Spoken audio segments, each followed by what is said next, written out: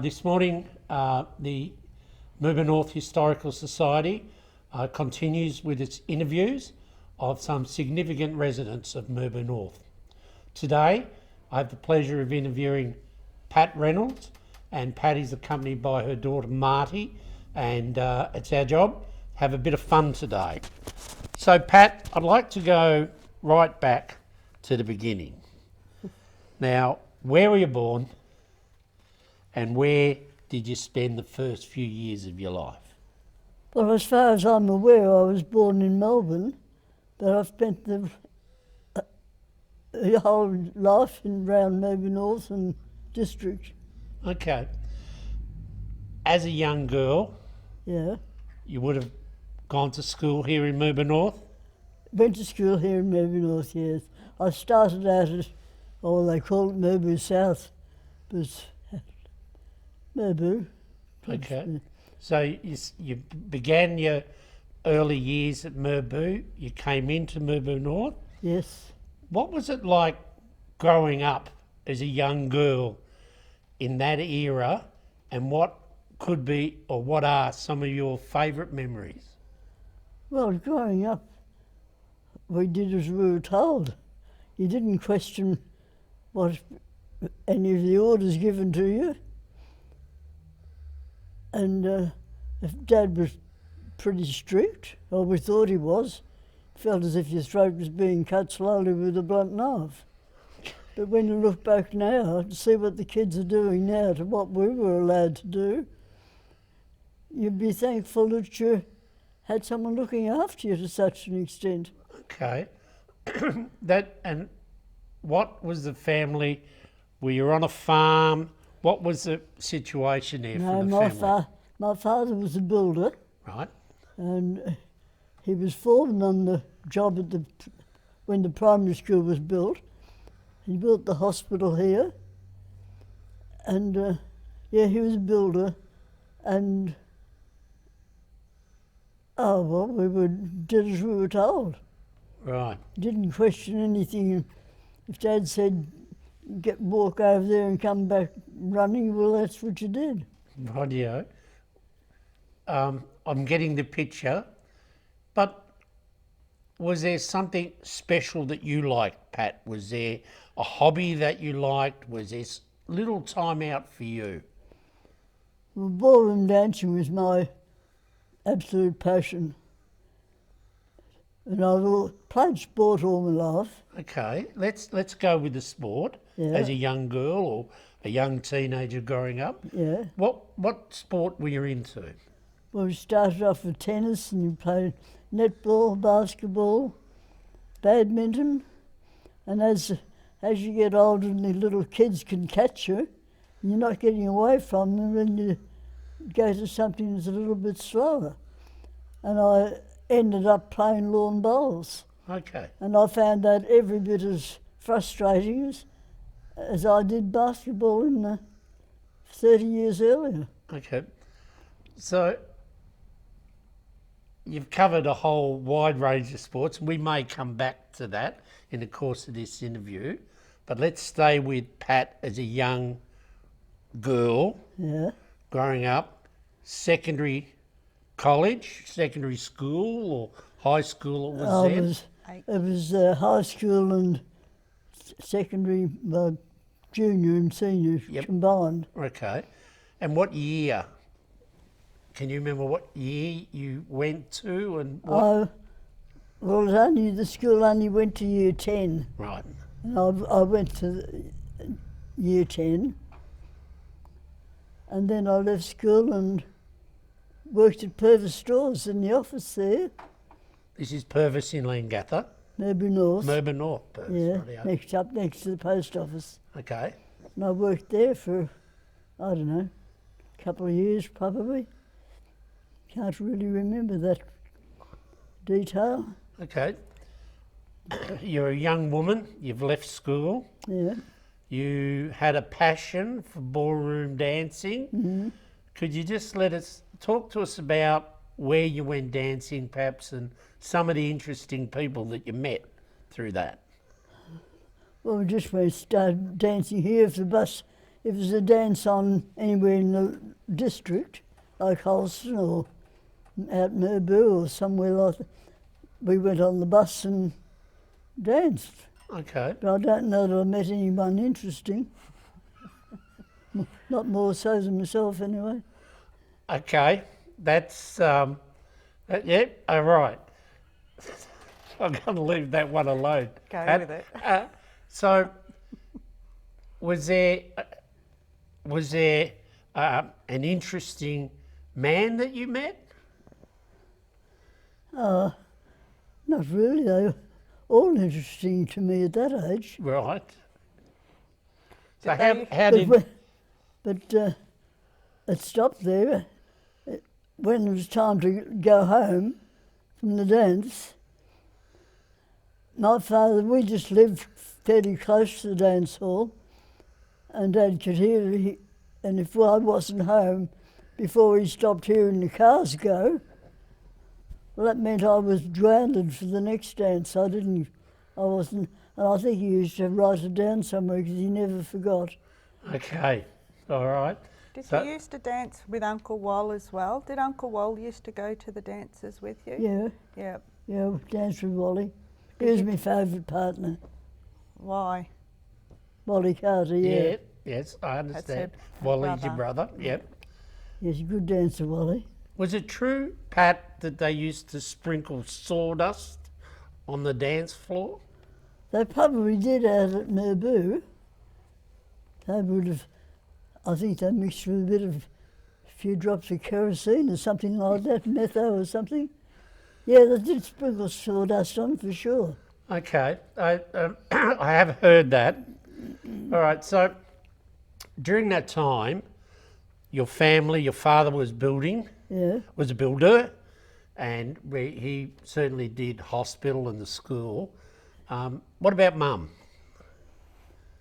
What was her daily routine like back then? Her daily routine was staying home being a housewife Okay, until Dad died. Well, then there's no money around, so Mum went to work at the cook at the hotel. right. Okay, so you had the young family, so, Well, there's 8 of us, and right, I had 5 young brothers, so there's no privacy in our house. right, There's always someone's little nose sticking around the corner somewhere. And, yeah, my mum never went to work, as I said, so she was always home when we got home from school. right. As opposed now, there's not a lot of mums home after school. And you see that as a important part of your upbringing? Yes, I think it is important that they be there after when you get home from school, because the kids are just not going to stay home on their own. They're going to go wandering around with their mates and so on. Especially in a family of 8 with 5 brothers. With Yes, your 5 brothers, With- anyway. 5 brothers. Couldn't wish that on anybody. Okay. All right. So you're a young woman. You were working at Purvis here in Mirboo North. What was the Mirboo North township like back then? How dynamic was it?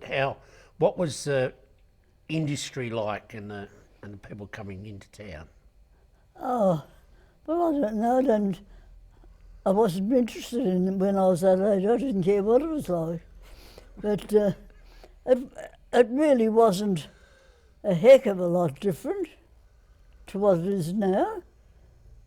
The shops are better, of course,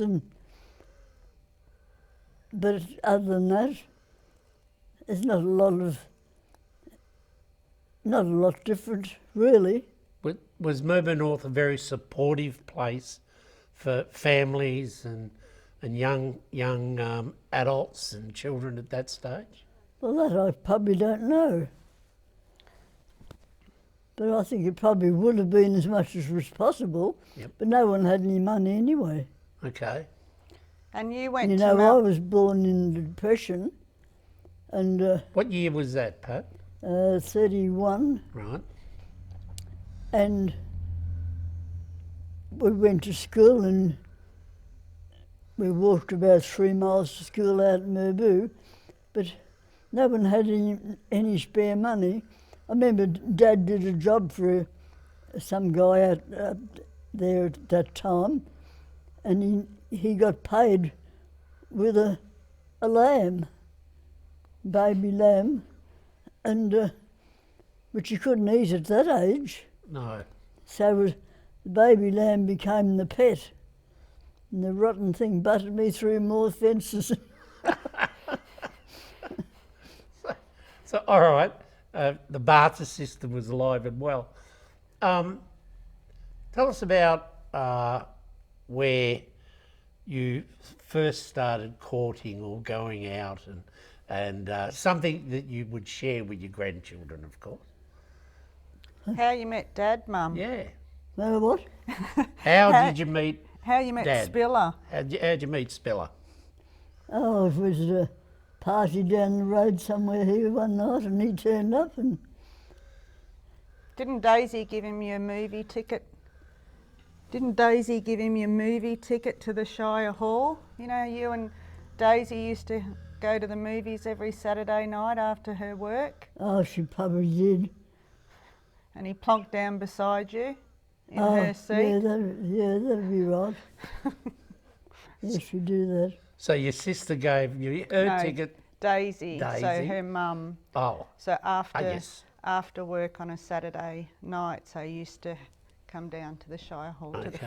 flicks they were called then, and that was Daisy's reward to Mum for sort of looking after all the She'd kids. be trying to palm me off onto somebody. all right. So Spiller was staying at the pub, and Daisy Okay. thought, yeah, good match. Gave her the Okay, ticket. so you and Spiller sort of got sort of blind date, was it? Well, I suppose you'd say. But it was just an accidental meeting, I think. I don't know. Just met- Seems someone had a hand behind the scenes. someone had a sneaky hand behind the back, I think. Yeah, okay, so you met Spiller, you started going out with him, and ultimately you got married. Yeah. And what year was that, Pat? Okay, you don't have to tell me. But what was it like to be a young married couple in Mirboo North? Oh, it was, yeah, fine. I was one of the, Put your head well, I was always, whatever I took up, whether it was sport or anything, I was always the head of it. You know, Bert Kerr and I trained and presented 3 Deb sets, and I was always one of the ones organising things. Right. You mightn't think so now, but I had plenty to say then. And no, we had a pretty good. It's pretty good when you're the boss of everything. No one tells you what to do, and I can understand that. I can only dream of it. that suited me. All right. So you started your family. Yes. Okay, let's talk about your children. Well, I had Ken first. Right. Dean was a couple of years later. And Marty was the last effort. So we've got had the 3 kids. crowning glory, And, wasn't I, Mum? Oh, absolutely. Yeah. We We don't rehearsed defend them this. because they don't do anything for you once you talk. No, Good to- no. You had 2 sons, and then you had your daughter, and that was it. That was it. That was it. Plenty. So, what was it like with the kids growing up? And you mentioned sport. What was it like with your children and sport? But sport got, well, I wouldn't say it got complicated, but they were all playing sport.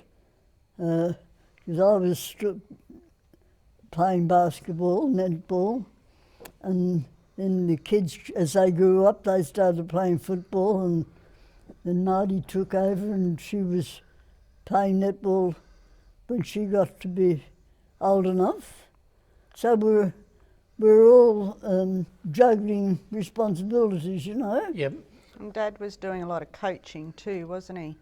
Dad was coaching football a lot Oh yes, with yeah, the he did do boys. a fair bit of coaching. So that took everybody occupied. Yes, I've seen some of the photos up at the football netball club of your children playing sport and premiership sides, particularly young back then, the underage. Yes, they all. Three of the boys didn't play sport, although one was an umpire. The two oldest ones, Wally and Barry, they were the two players. But other than that, they didn't play. The others didn't play sport. Were you working as well though? You were doing your hairdressing. Oh, well, I had the hairdressing salon, and I was doing that. So we had a pretty busy time, really, Right. juggling one thing and another. So how did you learn about hairdressing? Was that something you had to go away to learn, or did you learn on the job? Oh, look, I just learned just by doing Mum's hair and the sisters' hair and all that sort of.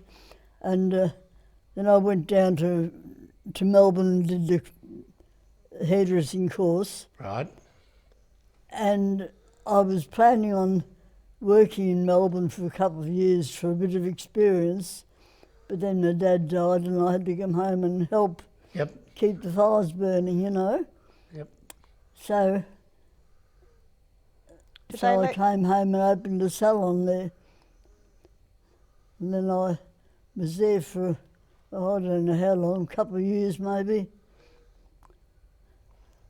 And then I started, I didn't start, I was helping out a friend whose husband had died, and they were cleaners at the school, Yep. high school and so on, the gym. And when the husband died, well, I took over his job and took over his wife's job, because she sort of fell in a heap. And I really never went back to hairdressing after that. I sort of stayed there, and I was there for about, I don't know, over 20 years. 20 years you looked after Mirboo North Stadium. Yeah, the gym gym. I was mostly at, Right. and made up the time with the high school, and I never did the primary school. It was always the high school or the gym. You used to do a bit of hairdressing for people around town. I used to do a few little odd jobs around town. Yeah, that just was. Get paid in eggs. No, well, it wasn't. It was just something you do on the side. Yep. Okay. And would I be correct, because I think I'm right here, that you had a system when people wanted to use the gym about the key in the letterbox? Yeah, well, they used to have to come to me for the key. Yep. And when it was returned, I think it was just put under the front mat, or some of them might have put in the letterbox, but most of it was put under the mat if I was not, no lights on. And what about when Joel was there? When who? Joel, the big dog. Oh, dog. Tell that story of Joel with Peter Skinner. Oh, Peter. I had a big dog. He was a Great Dane Labrador cross, whatever. And he wasn't left running around as a rule, but the kids used to come in from school or come in from somewhere in the other gate, and the dog got a bit cunning, and he knew they were going to close the gate, so he used to sort of just hunker down and wait till they got through, and he was gone before they realised. But listen, Peter Skinner had to come for the key for the gym, and the dog was out. Well, Peter was up he knocked on the door. When Joel come and, well, his front steps was 5 steps, so that's, fairly high. Well, Joel had his back legs on the ground, and his top feet were on just about that far from Peter's feet. Unbelievable. And Peter was spread-eagled against the wall like this. He couldn't get any closer to the paperwork. Poor Peter, He never come back for the key again, did he, Mum? No, I didn't see Peter again. He passed that job on to somebody else. The dog I never knew him, he never bit anybody. No, it's a big, gentle giant. If anyone knows, when I was going across to work one night afternoon, the women were there picking up their kids from school. And this woman was walking up my street. She had a pram with a little one in it, going to pick up her little one from school. Well, Joel, the dog, never took the slightest bit of notice. But as soon as she stepped over that line between my place and the next door neighbours, he went round in front of the pram and planted his 4 feet in front of the baby. And the poor woman didn't know whether the dog was going to eat the baby or not. So I had to shoot him in out and make sure he was tied up out of sight.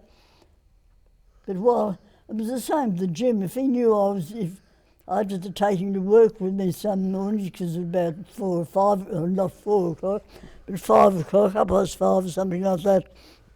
And if I didn't take him, he knew I was out of bed, well, he'd make such a fuss, the neighbours would go crook. So I used to take him to work with me.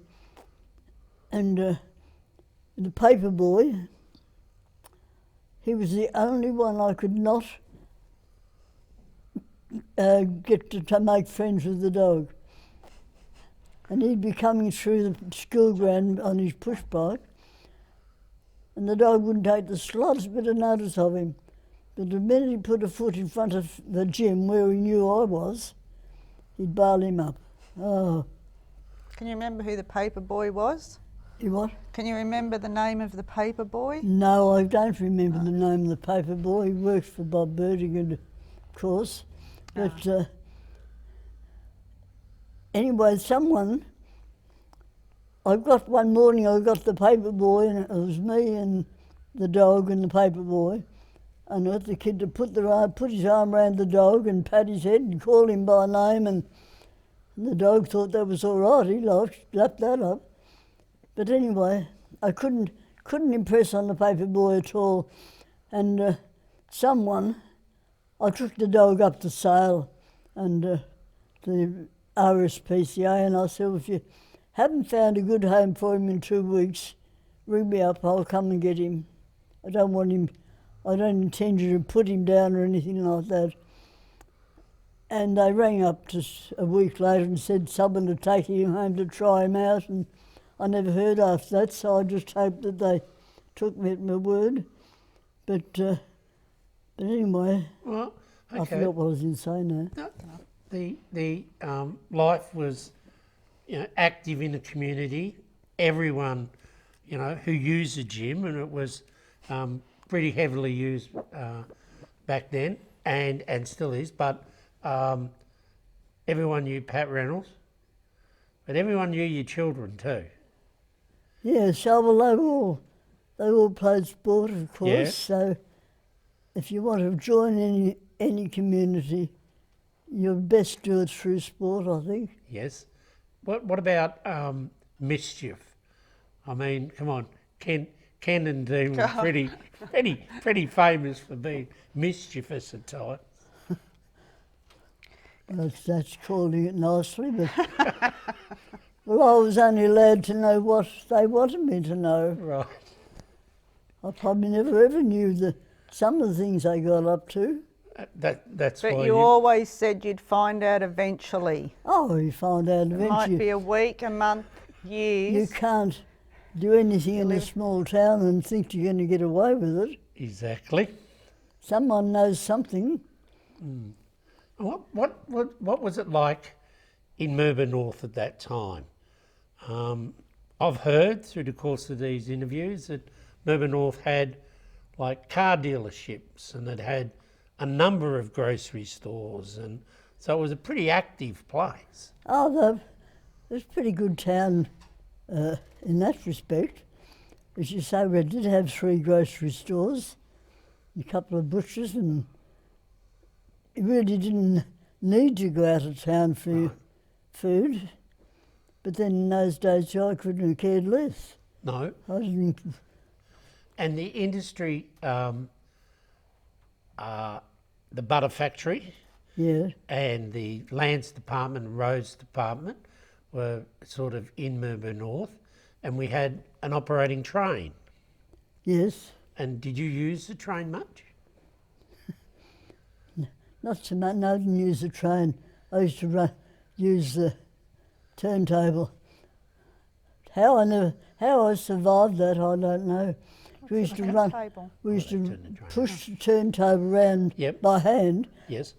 running along on the side by foot.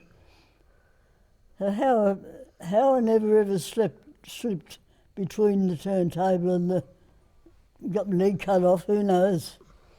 But yeah, I think it went to Morwell, the train. Yep. I don't know that I must have went on it at some stage, but not very much. Because Dad had the car and you went anywhere you went with family in the car. Yep. Okay. So, Mirboo North has changed a lot. Technology, and you've been part of that change. The introduction of all electronic devices, televisions, internet, all those sorts of things. Tell us your view, if you wouldn't mind, Pat, of what it was like for a young family growing up when you did in 1960s and 70s compared to what you have witnessed now. Well, we didn't. You mean like when we first got a television Yeah, set? well, what was it like growing up? How did you keep yourself yeah, entertained? Entertained. What were the things that your family did?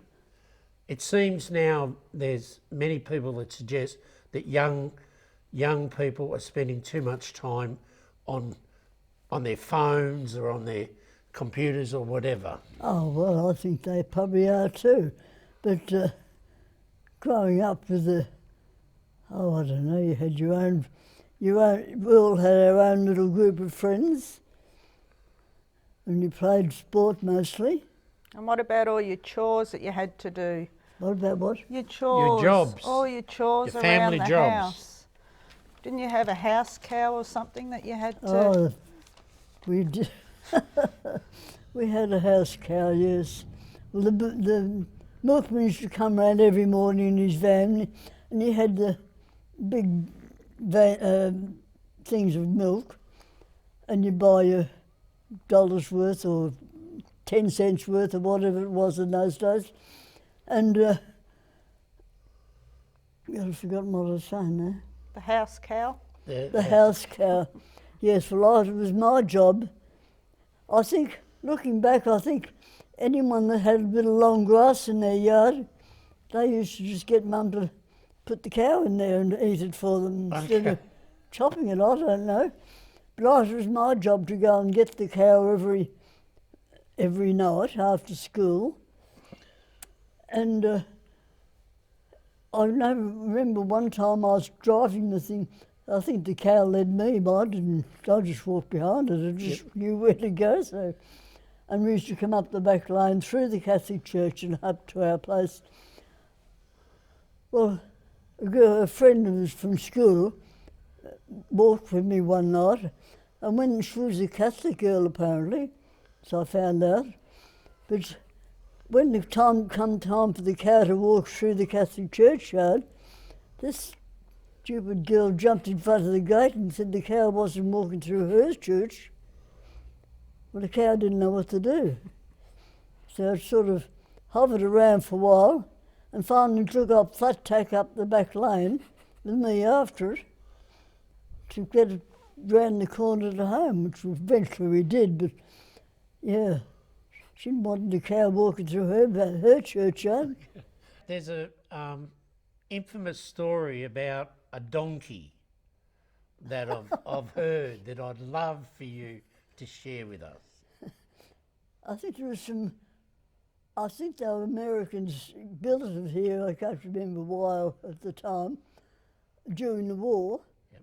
And the Jim Sellings had a donkey, a pet donkey, that he used to keep in the opposite the first shop down there, across in the park.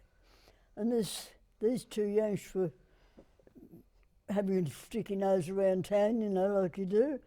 And one was going to take the photo of the other one with his arm round the donkey.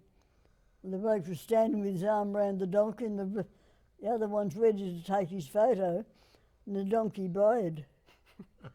That's the word. And the guy nearly jumped out of his skin. He thought he was shot, I think. Did they take the donkey into But anyway, the bakery? another day, whether it was the same two or another two of the soldiers, they rode the donkey into the baker's to get a loaf of bread. So they rode the donkey In the shop? into the shop, into the counter, and got their loaf of bread. Okay. Right. Pat, you've shared with us some of your life stories today, and I think, what wisdom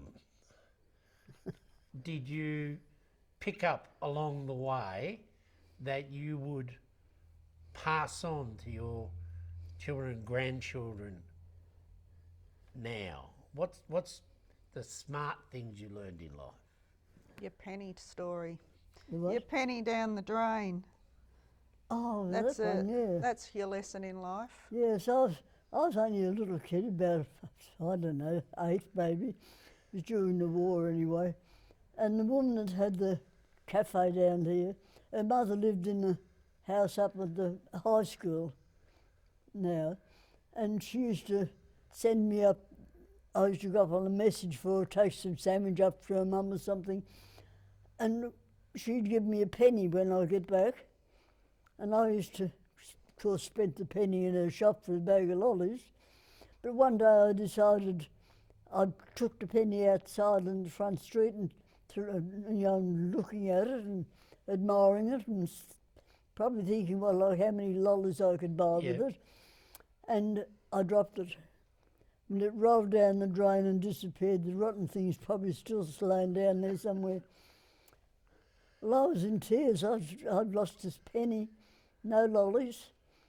So I went in and told her what had happened, and asked her, would she give me another one? I think I can still see the look on her face, actually. And she said, well, if she gave me another penny, that means she's lost money. So she couldn't give me any more money. And she said, next time you get a penny, you'll take better care of it. Well, I think I spent the next 80, 90 years taking care of that penny, until one night I was coming out of the cigarette shop with a packet of smokes, and I was in the window. He had this statue, little thing, chicken, all beautifully painted and blah, blah, blah. It was close to $50, and I bought this chicken. So 80 years of pinching and scratching and gone down the drain in a flash. And I've still got the damn chook up on the background. It's ugly, isn't it?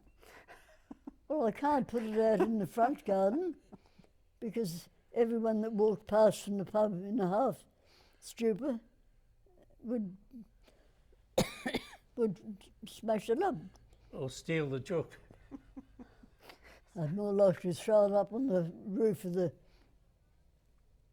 the Okay.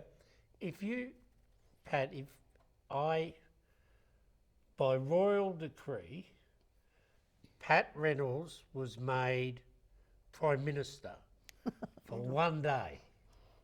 For one day. You're going to be Prime Minister. And they said, Pat, you can make one big decision. One big decision. What would you do?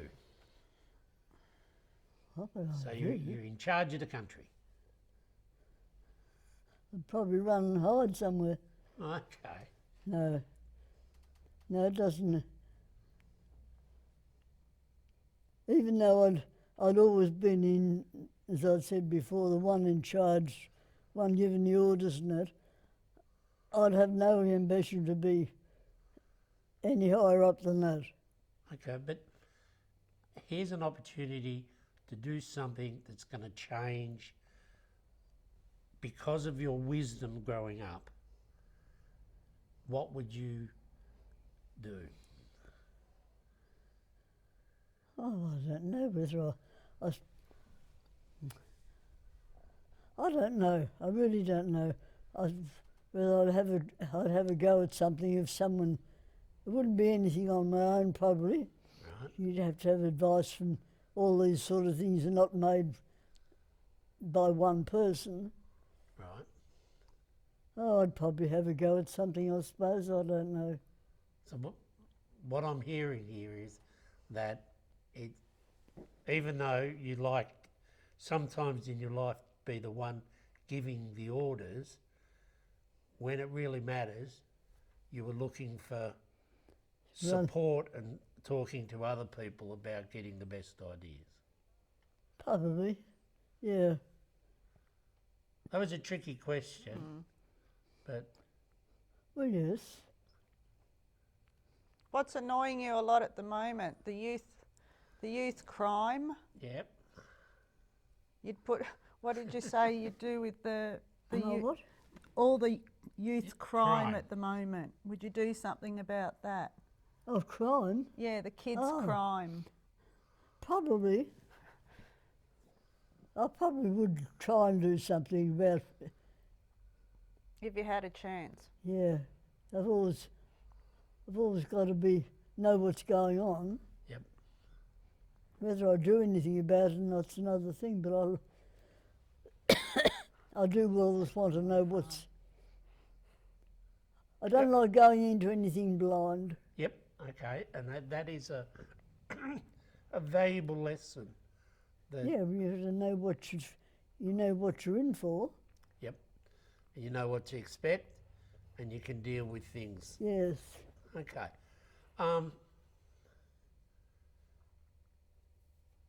Mirboo North has been a great place for the Reynolds family to start, to grow. You were born into the Carter family, which themselves is a famous family in Mirboo North.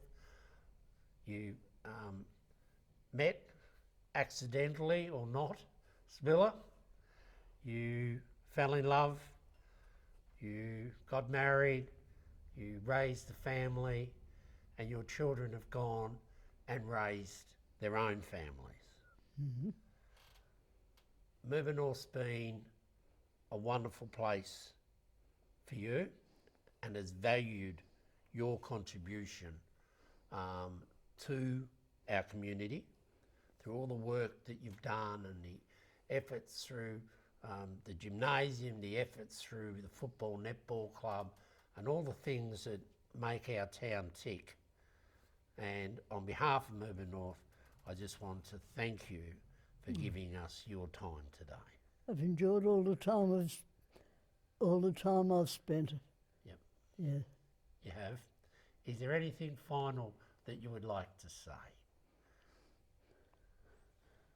Oh, well, not really. Just thank everybody for their considerations that I've had over the years. And there's always someone that will help you if you ask for help. Right. And there's always someone that'll put you down if you don't ask for it too. Yep. But however, no, I've had a good life. It's gone pretty quick though. I'd imagine it's about, you know, but a life that we hope will continue for many more years to come. Well, if you had the time again,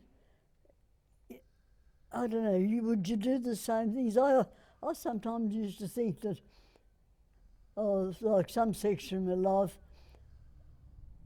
if you could turn the clock back, if the good fairy came and said, look, we'll give you a month of your time, your life, back again, would you take it? You think you would, but if it come down to the crunch, would you really?